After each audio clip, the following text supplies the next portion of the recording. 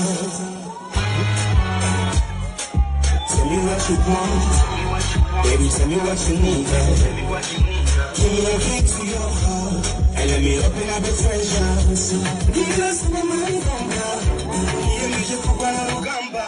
Give my heart, give me the shaka. Give me your wind, now touch your mind.